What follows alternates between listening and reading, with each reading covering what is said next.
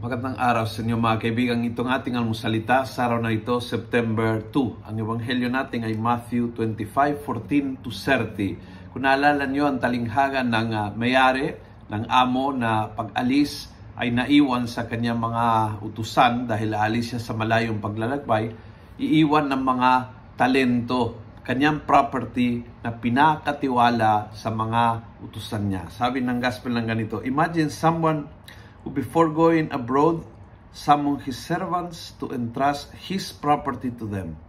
He gave 5 talents of silver to one, 2 talents to another servant, and 1 talent to a third, to each according to his ability.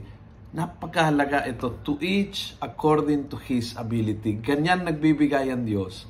Nagbibigay ang Diyos na ayon sa iyong kakayahan paramihin, pagyamanin yung biyaya na ibinigay niya sa iyo. Kaya ang pinaka-worst na pwedeng gawin ng mga alipin, tayo, ay pagkukumpara. Bakit ganito lang ako? Bakit itong talent niya? Bakit sa kanya ay ganyan? Bakit Lord ganito? Bakit yung blessing na yan hindi binigay sa akin? To each according to his ability. Ibig sabihin, ang biyaya ng Diyos ay nakadugtong sa kakayahan nating pagyamanin yung biyaya na yan.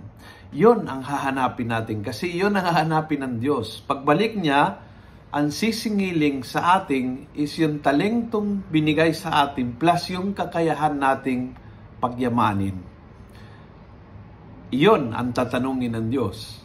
Paano mo nagamit? Ginagamit mo sa paraan na dumami, lumaki, lumago, umapaw, na ibabahagi ang talento yon?